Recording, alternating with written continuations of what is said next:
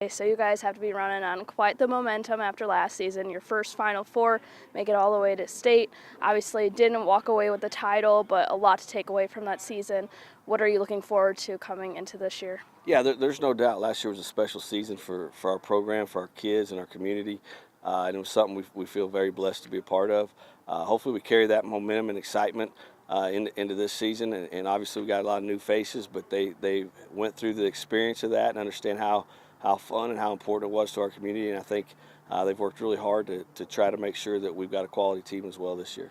What are your top players this season, and what position will they be playing? That's tough to tell. You know, there's a lot of new faces, and instead of kind of giving the preseason hype, I let them earn that. And so I feel like we got some really good players, but they're going to have to come out and show that and start from week one.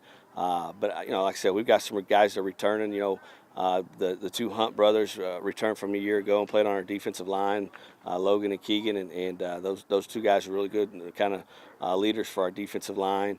We got Cam Allen that moved from safety to outside linebacker and had a good season a year ago. And there's some guys on the offensive line that are back, and so the reality is I hate to say who's our key guys until they prove they are our key guys.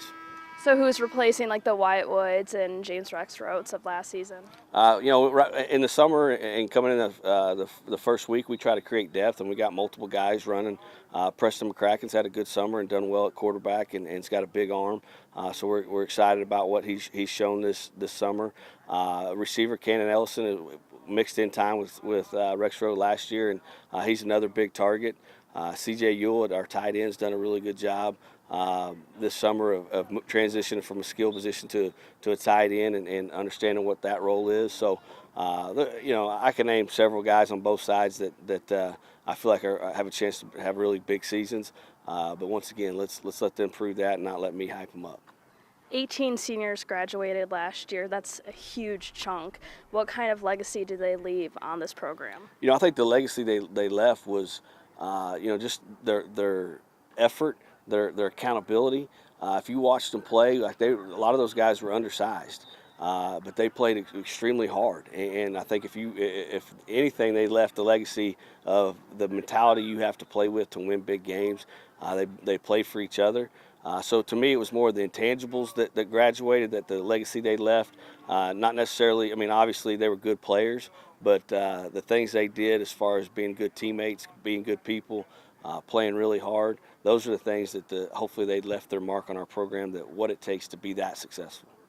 Talking with these newer faces or the guys who are stepping up, is there anything that really they took away from last season and making it all the way to state? Yeah, I think they took away how special it was. They found out it really didn't matter who was getting the credit. It didn't matter who was getting the touchdowns or they were reading about in the paper. It was us, and we were winning, and we were playing those games. And whether they were first team, second team, scout team, you try to sell that as a coach, but when they go through that experience and realize it really doesn't matter. If we win at the big games, that's what's special, not individual players. And so I think they felt that. I know they felt that. I know our whole team felt that, and they finally realized, Coach is right. It's not about individual accolades. It's about us winning as a team, and if we do, it's very special.